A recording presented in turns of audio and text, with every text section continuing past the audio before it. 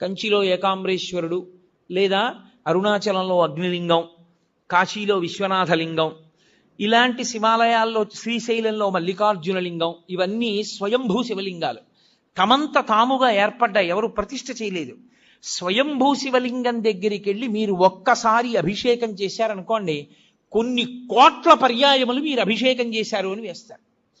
మీరు స్వయంభూ శివలింగం దగ్గరికి వెళ్ళి శివ శివ అన్నారనుకోండి, లెక్కలేదు అంత శివనామం చెప్పాడు అని వేస్తారు. స్వయంభూలింగం దగ్గర మీరు ఏది చేసినా దానికి వచ్చేటటువంటి ఫలితమును చెప్పుట సాధ్యము కాదు. అది స్వయంభూలింగం. ఇక రెండవది దైవీలింగములు అంటారంటే దేవతలే వచ్చి ప్రతిష్ఠ చేస్తారు. మీకు ఈ పక్కనే ఉందిగా అమరేశ్వరం, అది సాక్షాత్తుగా ఇంద్రుడు ప్రతిష్ఠ చేశాడు. అలా దేవతలు ప్రతిష్ఠ చేసినటువంటి శివాలయం అయితే అది దివ్యలింగములు అని పిలుస్తారు. ఇక మూడవది ఆర్షలింగములు అంటారు. ఆర్షలింగములు అంటే ఋషులు ప్రతిష్ఠ చేసినవి. ఋషులు ప్రతిష్ఠ చేసిన శివాలయం దగ్గరికి వెళ్ళి, శివలింగం దగ్గరికి వెళ్ళి మీరు ఏదైనా ఓ పూజ చేశారనుకోండి, 1,00,000 మార్లు చేసినట్లు మీ ఖాతాలో వేస్తారు. ఓ మారేడుదలం ఋషి ప్రతిష్ఠ చేయబడిన అగస్త్య ప్రతిష్ఠ శివలింగము అన్నారనుకోండి, మీరు బిలవదళం వేశారనుకోండి, 1,00,000 మార్లు వేశారని గుర్తు. అందుకే తీర్థయాత్ర, యాత్ర చేసేటప్పుడు గురువు గారితో చెయ్యండి అని ఎందుకంటారో తెలుసా? ఈ తేడా తెలియడానికి. లేకపోతే అక్కడ నువ్వు గిరగిరా తిరిగి వచ్చేస్తే ఏమి సంపాదిస్తావు అక్కడికి వెళ్ళి? ఒరే, దానికి బ్రహ్మసూత్రం ఉందిరా, కాస్త తేనె పోయి హుండీలో 10 రూపాయలు వేయిరా, ఇంకొక మాట సాష్టాంగం చేయరా అని గురువుగారు చెప్తే కదా నువ్వు ఫలితం పొందేది. నీకు బ్రహ్మసూత్రం అంటే తెలియదు, శివలింగం మీద గీత ఎందుకుందో నీకు తెలియకపోతే నువ్వు వెళ్ళి కూడా ఏం చేసుకుంటావు ఆ క్షేత్రానికి? అందుకని గురువుతో వెళ్ళండి తీర్థయాత్రకి అనడానికి కారణం అక్కడ వచ్చింది. కాబట్టి ఆర్షలింగము ఋషి ప్రతిష్ఠ. రాక్షసలింగములను ఉంటాయి, వాటికి పూజ చెయ్యకూడదని నియమం ఉందని మీరు అనుకునేరు, తప్పు. రాక్షసులు ప్రతిష్ఠ చేస్తారు.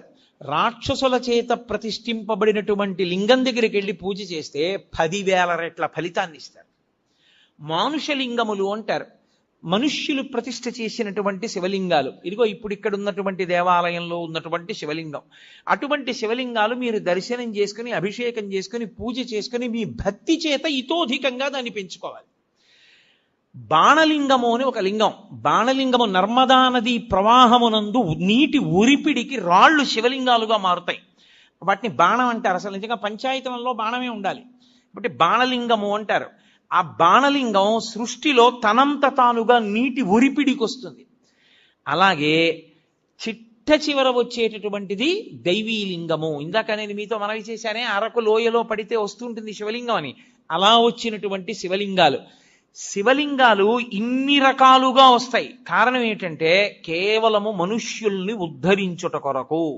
మీరు ఒక శివలింగం దగ్గరికి వెళ్ళి చేసినటువంటి ఉపాసన మీకు అంత శక్తినిస్తుంది. అందుకే ప్రత్యేకంగా కోరి కోరి కోరి కోరి వెడతారు తీర్థయాత్ర. వెళ్ళి అక్కడక్కడ ఉండేటటువంటి శివలింగాల్ని దర్శనం చేసుకుని తిరిగి వస్తుంటారు. కారణం ఏమి అంటే ఇదే ప్రధానమైనటువంటి కారణం.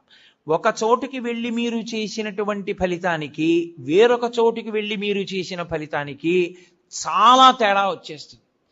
దేవాలయమునందు ప్రవేశమునకు అందుకే మీకు ఇంత అనుగ్రహాన్ని కట్టపెట్టేస్తుంది. కాబట్టే దర్శన విధి అని ఒక పాఠం. ఇలాగే వెళ్ళాలి సుమా అని, తప్ప ఇంకొకలా వెళ్ళవద్దు. శివాలయంలో మీకు వెంటనే అనుగ్రహం కలగాలి అని అనుకుంటే, మీరు వెళ్ళిన దాంట్లో ఒక్క నిమిషం వృధా కాకుండా పరిపూర్ణంగా శివానుగ్రహం పొందాలి అనుకుంటే ఎలా బయలుదేరాలో చెప్పింది శాస్త్రం. త్రిపుండ్రములను ధరించి బొట్టు పెట్టుకుని, పంచ కట్టుకుని, ఉత్తరీయాన్ని తీసి నడుముకి బిగించుకుని, మీద ఉత్తరీయం వేసుకోకుండా శివాలయం బయటే చెప్పులు విడిచిపెట్టి కాళ్ళు కడుక్కుని, కుడికాలు ముందు పెట్టి లోపలికి వెళ్ళి మొట్టమొదట రాజగోపురాన్ని చూసి, తర్వాత శివాలయ గోపురాన్ని చూసి, అప్పుడు మీరు శివాలయం దగ్గరికి వెళ్ళి నంది దగ్గర మాత్రమే మీరు ప్రదక్షిణాన్ని ప్రారంభం చేయవలసి ఉంటుంది. కాబట్టి నందీశ్వరుడి దగ్గర ప్రదక్షిణాన్ని ప్రారంభం చేసి వెళ్ళేటప్పుడు దేవాలయంలో మహామంటపము, అర్ధమంటపము, ముఖమంటపము అని 3 మంటపాలు ఉంటాయి. ఈ 3 మంటపాలు దేనికి గుర్తు అంటే స్థూల సూక్ష్మ కారణ శరీరములకు గుర్తు. ఈ 3 శరీరములను నేను అధిగమించేటటువంటి అదృష్టం నాకు కలగాలని కోరుకోవడం ముఖమంటపాన్ని మహామంటపాన్ని అర్ధమంటపాన్ని ముఖమంటపాన్ని దాటాలి. దాటేటప్పుడు శివాలయానికి ప్రదక్షిణం చేస్తే ఒక్క మారు చేస్తే చాలు, 3 మార్లు చేస్తే విశేషం. ఎందుకని 3 మాటలు? భగవాన్ రమణ మహర్షి ఎందుకు గిరి ప్రదక్షిణం చెయ్యాలి అన్నదానికి చెప్తుండేవారు. అంటే మీరు ప్రదక్షిణం చెయ్యడానికి కాళ్ళు కదుపుతుంటే మీ పాపములు కాలిపోతాయి. మీరు ఏ కోరికతో అలమటిస్తున్నారో ఆ కోరికలు ఇవ్వబడతాయి. మీరు ఏ కోరిక లేకుండా ప్రదక్షిణం చేస్తుంటే అంటే జన్మాంతరములందు చేసిన పాపములు కూడా కాలిపోతాయి. ఆఖరి ఊపిరి దగ్గర పాపపుణ్యములు లేని స్థితి కల్పించి మోక్షం ఇవ్వబడుతుంది. ప్రదక్షిణం, అందుకు శివాలయ ప్రదక్షిణం వచ్చింది. నేను కాదు, స్కాందంలోంచి సాక్షాత్ భగవాన్ రమణులు చెప్తుండేవారు కూర్చోబెట్టి ఎందుకు గిరి ప్రదక్షిణం చెయ్యాలో. కాబట్టి ప్రదక్షిణం 3 మార్లు చేస్తారు. ఎందుకు 3 మార్లు చేయడం అంటే నేను ఈషణత్రయాన్ని విడిచిపెట్టగలిగిన శక్తిని నాకు ఈషణత్రయము అంటే ప్రధానమైనటువంటివి ధనేష, దారేష, పుత్రేష. ధనేష డబ్బు మీద వ్యామోహం వదలదు, దారేష భార్య మీద వ్యామోహం వదలదు, పుత్రేష కొడుకు మీద వ్యామోహం వదలదు. ఈశ్వర, ఈ వ్యామోహాలన్నీ వెంట పెట్టుకుని ఏం పొందుతాను? పెద్దవాణ్ణి అయిపోయాను, నాకు ఇంకా ఈ వ్యామోహాలు తగ్గించి నువ్వు వాణ్ణి భద్రంగా నువ్వు చూడు అని కోరుకుని తిరిగితే 3 మార్లు దాని చేత వాసనాత్రయాన్ని ఈశ్వరుడు తీసేస్తాడు, ఈషణత్రయాన్ని తీసేస్తాడు. తీసేసిన తర్వాత బలిమంటపం దగ్గరికి రావాలి. వచ్చి బలిమంటపం దగ్గర నమస్కారం చెయ్యాలి. ఎందుకు అంటే మనలో ఉండేటటువంటి కామక్రోధ లోభ మద మోహమాత్సర్యములనేటటువంటి అరిషడ్వర్గములను బలివ్వాలి అక్కడ. అంటే విడిచిపెట్టేసేటటువంటి శక్తి నాకు ఈశ్వరా కల్పించు. అవి మిమ్మల్ని విడిచిపెట్టవు, అవి విడిచిపెట్టేలా ప్రవర్తించగలిగిన శక్తి మీకు కలగాలి. వాటికి అసహ్యం వెయ్యాలి. అబ్బా వీడిని పట్టుకుంటే ఏమొచ్చిందిరా, వీడేమి మనం కోరుకునేటట్టుగా ప్రవర్తించడని వెళ్ళిపోవాలి. కోపం రాదు ఆయనకి, ఓర్పు, కోపము స్థానమునందు ఓర్పుతో గెలుస్తాడు. కామము ఈశ్వర కామంగా మారుస్తాడు. ఇలా మార్చగలిగిన శక్తి దేని వలన వస్తుంది అంటే బలిమంటపం దగ్గరికి వెళ్ళి నమస్కారం చెయ్యాలి. అంతేకాని బలిమంటపం దగ్గర ఏ నమస్కారం చేయకుండా దాటకూడదు. అరిషడ్వర్గములను విడిచిపెట్టడానికి బలిమంటపానికి నమస్కారం చెయ్యాలి. అమ్మ ఎందుకమ్మా పిల్లాడితో ఎంతమంది మీ చుట్టూ ఉన్న వాళ్ళు ఇబ్బంది పడుతున్నారు? నేను చెప్పే వరకు మీరు గమనించలేరా? ఎంతమంది దృష్టి కేంద్రీకరణ పాడైపోతోంది. కాసేపు ఎందుకు పిల్లాన్ని తీసుకుని బయటికి వెళ్ళరు? బయటికి వెళ్ళండి పిల్లాన్ని తీసుకుని. కాబట్టి బలిహరణ మంటపము, దాని దగ్గర మీలో ఉండేటటువంటి అరిషడ్వర్గములను మీరు బలివ్వాలి. బలివ్వడం అంటే ఏదో జంతువుల్ని తీసుకొచ్చి చంపేయమని కాదు నా ఉద్దేశ్యం. వాటిని అధిగమించగలిగినటువంటి శక్తి ఈశ్వర కృపాకటాక్ష వీక్షణముల చేత మీకు అబ్బాలని కోరుకోవడం, అది బలిమంటపం దగ్గర నమస్కారం. తర్వాత ఈశ్వరుడి యొక్క వాహనానికి నమస్కారం చేస్తారు. నందీశ్వరుడు, గరుత్మంతుడు వీళ్ళు వహిస్తారు పరమేశ్వరుణ్ణి. వహించడం అంటే వీపు మీద కూర్చోబెట్టడం కాదు, ఎప్పుడు గుండెల్లో పెట్టుకుంటారు. అందుకే నంది చూపు శివుడి మీద ఉంటుంది, పృష్ఠభాగం ప్రపంచానికి ఇస్తాడు. ఆయనకి ప్రపంచంతో సంబంధం లేదు, పరమేశ్వరుడితో సంబంధం. ఎప్పుడు నిరంతరం నిన్ను గుండెలో పెట్టుకుని ఆరాధన చేసేటటువంటి ఈ వాహనం ఎటువంటిదో, పరమేశ్వర నేను కూడా నిన్ను గుండెల్లో పెట్టుకుని ఎప్పుడూ నీ గురించి స్మరణ చెయ్యగలిగినటువంటి భక్తి నాకు కల్పించు. కాబట్టి వాహనానికి నమస్కారం చెయ్యాలి. ఒక్క శివాలయం దగ్గర మాత్రం వాహనానికి నమస్కారం చేస్తే కుదరదు. ప్రదోషం దాటిపోతే, ప్రదోషము అంటే సాయంకాలం అసుర సంధ్య వేళ, అసుర సంధ్య వేళ ప్రత్యేకంగా పరమేశ్వరుడు ఈ భూమండలం మీద కదులుతాడు. 2 ప్రదోష వేళలో తాండవం చేస్తాడు. దేవతలందరూ శివాలయం దగ్గరికి ఎడతారు. అందుకే ప్రదోష వేళలో ఒక్క శివాలయానికే దర్శనం. 2 నరసింహస్వామి దర్శనం చెయ్యవచ్చు, దోషం లేదు. కాబట్టి మహానుభావుడైనటువంటి పరమేశ్వరుడి యొక్క దర్శనానికి వెళ్ళేటప్పుడు మీరు ఆ వాహనం దగ్గరికి వెళ్ళి నువ్వు ఎలా భగవంతుణ్ణి గుండెల్లో పెట్టుకుని మోస్తున్నావో అలా నేను కూడా మోయగలిగిన శక్తినియ్యి అని అడగాలి. విష్ణు ఆలయంలో గరుత్మంతుడికి నమస్కారం చేసి వెళ్ళిపోతాం. ఒక్క శివాలయంలో మాత్రం ఒక నియమం ఉంటుంది. పగటిపూట అంతా శివలింగం ఒక్కటే ఉంటుంది దర్శనానికి యోగ్యంగా. సాయంకాలం అయిపోతే సాధారణంగా కవచం పెట్టేస్తారు. కవచము అంటే రూపాన్ని పెట్టేస్తారు. ఇగో ఈ వెనకాతల ఉన్న రూపం ఎలా ఉంటుందో అటువంటి దాన్ని శివలింగానికి తొడిగేస్తారు. ఒకసారి కాని శివలింగానికి కవచం తొడిగారా ఇక మీరు నంది యొక్క శృంగముల నుండి చూడకూడదు. అలా కాని కవచం తొడిగి లేదా మీరు తిన్నగా నిలబడి శివలింగాన్ని చూడకూడదు. అప్పుడు చూసేటప్పుడు మాత్రం మీకు అదృష్టం పండిందని గుర్తు. కవచం పెట్టకముందు మీరు శివాలయంలోకి వెళ్ళారంటే మీ భాగ్యం పండిందని గుర్తు. ఎందుకో తెలుసా? ఈ సమస్త ప్రపంచమునందు కేళి చేసే శివస్వరూపం దర్శనం అవ్వాలంటే నందీశ్వరుడికి ఆయన ఇలా ఉంటే మీకు ఎడం పక్కన నంది ఉండేటట్టుగా వచ్చి మీ ఎడం చేత్తో ఆయన యొక్క పృష్ఠభాగంలో అవయవాన్ని ఒక్క లిప్తకాలం పట్టుకోవాలి. కుడి చేతి బొటన వేలు చూపుడు వేలు శృంగముల మీద ఉంచాలి.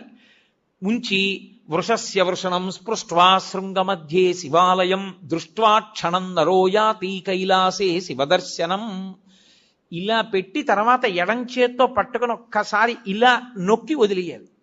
అలా నొక్కి వదిలినప్పుడు ఆయన ఊపిరి అని ఆగుతుంది. ఆయన ఊపిరిలో సయ్యాటలాడుతుంటాడు ఊయలలో శివుడు. ఆ ఊయల ఆగుతుంది. ఆగినప్పుడు ఆ శివలింగాన్ని ఒక్కసారి చూసిన వారెవరో వాడు కైలాసమునకు వెళ్ళి పరమేశ్వర దర్శనం చేశాడని వేస్తారు ఖాతాలో. అది శైవాగం. కైలాసే శివం దృష్ట్యా కైలాసమునందు పరమశివ దర్శనం చేశాడు. కవచం పెట్టేశారనుకోండి ఇక చూడకూడదు. అలాగా నిర్మాల్యాన్ని శివాలయంలో ఎప్పుడూ నందీశ్వరుడి మీద విసర్జించరాదు. మహాదోషం. నందీశ్వరుడి మీద మీరు శివాలయంలో ప్రసాదాన్ని పెట్టకూడదు. మారేడు దళాలు కాని పువ్వులు కాని మీకు ఇచ్చిన వాటి మీద కాని నంది మీద పెడితే అనేక రకములైన పాపములు మిమ్మల్ని చుట్టుకుంటాయి. ఎందుకో తెలుసా? శివాలయంలో ప్రసాదాన్ని శివాలయంలో వదిలిపెట్టి మీరు వెళ్ళకూడదు. ప్రసాదం అంటే అనుగ్రహం, మీరు తీసుకెళ్ళాలి. కానీ ఎలా తీసుకెళ్లాలన్న దానికి మాత్రం నియమం ఉంది. శంకరాచార్యుల వారు సౌందర్యలహరి చేస్తూ చెప్తారు, నివృత్యై చండాంశ త్రిపురహర నిర్మాల్య విముఖై అంటారు. చండీశ్వరుడు మనలాగే మనుష్యుడిగా పుట్టాడు. అపారమైన శివభక్తితో శివ కుటుంబంలో ఒకడయ్యాడు. అయి ఆయనకి పరమశివుడు వరం ఇచ్చాడు. లోకంలో ఎవరికైనా సరే నియమం ఒకటి ఉంటుంది. వారి యొక్క ఉచ్ఛిష్టాన్ని వారి యొక్క శేషాన్ని తినేటటువంటి అధికారం ఎవరిది అంటే భార్యది. మంచినీళ్లు తాగగా ఇంకా నీళ్లు మిగిలితే ఆ గ్లాసు తీసేటటువంటి అధికారము భార్యది. తన విస్తట్లో భోజనం చేసిన తర్వాత మిగిలిన పదార్థాన్ని తినడానికి అధికారం ఉన్నది భార్యయే. ఇతరులకు ఎవ్వరికీ అధికారం లేదు.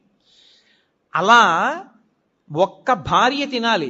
పరమశివుడు లోకమునకు మొట్టమొదటి మహానుభావుడు అయినా కూడా ఆయన చండీశ్వరుడికి ఒక వరం ఇచ్చాడు.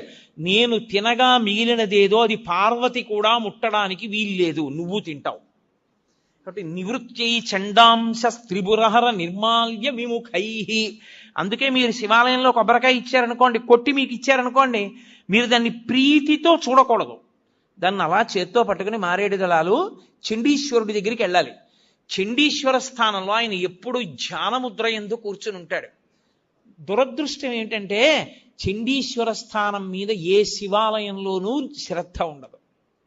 మీరు చూడండి, ఎప్పుడైనా ఏ శివాలయంలోనైనా ఎండిపోయి వెలవెలబోతున్నట్టు ఉంటాడు.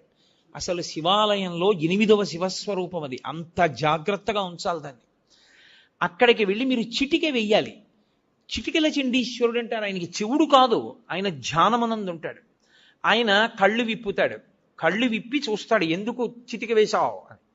అయ్యా, నేను తీసుకెళ్ళకూడదు తిన్నగా, శివుడికి ఇవ్వగా మిగిలింది ఏదైనా మీకు ఇవ్వాలి. కొబ్బరికాయ కొడితే ఓ చెక్క శివుడి దగ్గర ఉంది, ఓ చెక్క మీకు ఇచ్చారు, అది చండీశ్వరుడికి వెళ్ళాలి.